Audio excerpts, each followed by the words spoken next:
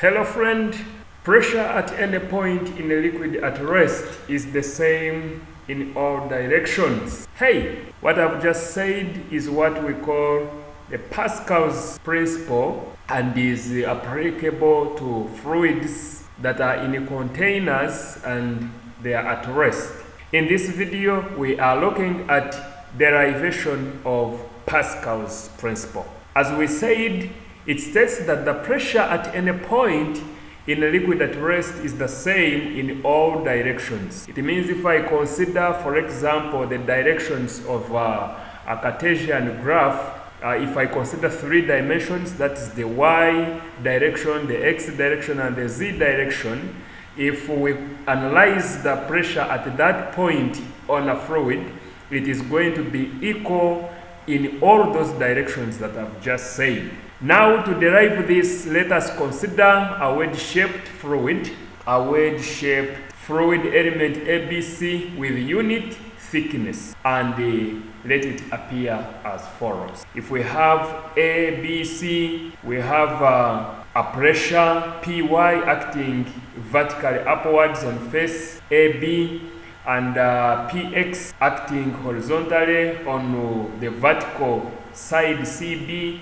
Then we also have the diagonal of the right-angled fluid element and the pressure that is perpendicular to that face or the diagonal AC is Pz. So if we go deep into the geometry of this triangle, if this is a normal acting along this diagonal, then if I create a vertical at exactly this point, I'll find that this angle is the same as the angle of this right-angled fluid element. So let us go ahead and we define these pressures. We are saying this Px is the pressure intensity that is acting horizontally on the fluid element. Py is the intensity of vertical pressure on the fluid element. Then Pz is the intensity of pressure on the diagonal of the right-angled triangular liquid element.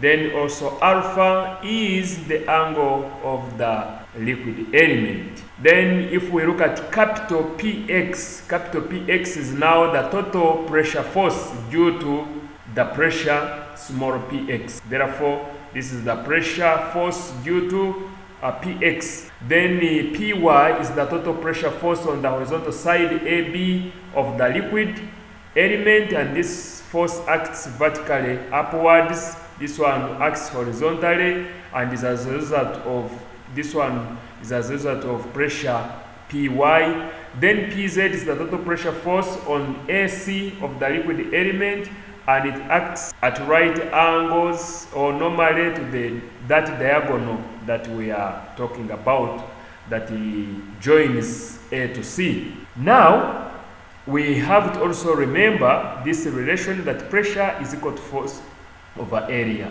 And of course, the units for pressure is newtons square meter. So now, this total pressure force as a result of the pressure intensity Px, we will find that capital Px is equal to the pressure times area of cross-section, or the area at that face. So the area of that face BC, we are saying this is going to be now the length. If it is BC, then we say it is having a unit thickness. So that means this face is supposed to be like this, okay? That is how it would look like in 3 dimensions. Then yes, this is how it would look like in 3 dimensions. Therefore, if we have considered the unit thickness, then it means this Px will be pressure Px times the side BC times 1. So this will give you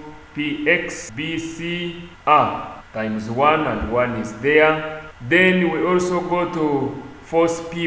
This will equal to pressure intensity Py times the area, and this will be AB times the thickness, which will be 1, so this will also become Py times AB. Likewise, Pz will equal to AC is the length of that line, the diagonal, then times the unity or the width which is equal to 1, or unit width or unit thickness, then this would give us PZ then times AC. So if I consider maybe this to be equation 1, then I proceed and say that since the liquid element is at rest, as you know, something at rest is under action of several forces, but these forces are equal, so there is no resultant. Since the liquid element is at rest, the sum of horizontal and vertical components of the liquid pressures must be equal to 0. So let us resolve forces in the horizontal direction. In the horizontal direction, we have a component of Pz and also this Px. Of course, its a force will be capital Px. Therefore, I have Pz sine alpha. If I look at this diagram of mine, the opposite of this triangle here, this small triangle, is Pz sine. The opposite, of course, now if I'm looking for the opposite, it will automatically give me a sine. If I'm taking vertical direction, then it will give me a cos. So I proceed. We say that is going to be Pz capital Z. I mean capital Pz times sine alpha is equal to Px. So if I bring in the pressures, it will be Pz sine alpha times that area, which is AC times 1, and it remains as that. Then Px times Bc. And we have to remember that sine alpha, when I look at this triangle, sine alpha is equal to opposite of hypotenuse, and this will be CB divided by the hypotenuse, which is AC. So when I come back here, you see it is going to be sine alpha equal to BC divided by AC.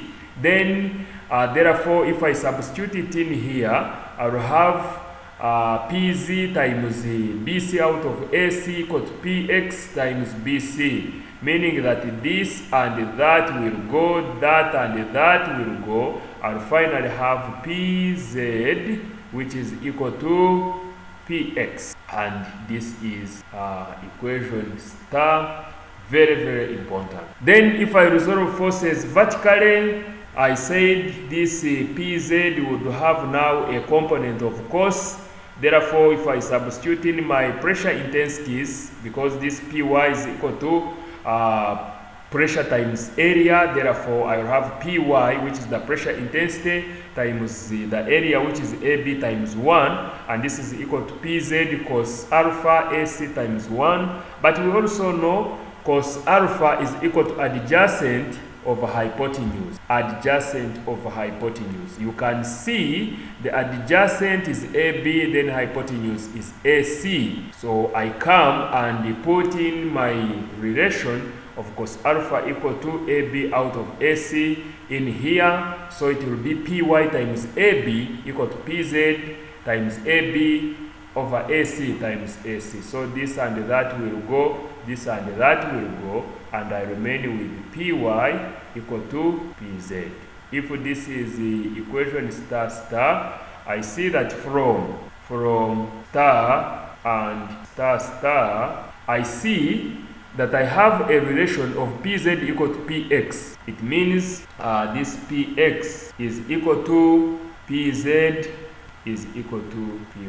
Therefore, Px is equal to Py is equal to Pz, and this derives the Pascal's law of fluids at rest, because it has told us that the pressure intensity at any point in a fluid that is at rest is the same in all directions. We have considered the pressures in the x direction, pressures in the y direction, and pressures in the z direction. Thank you so much.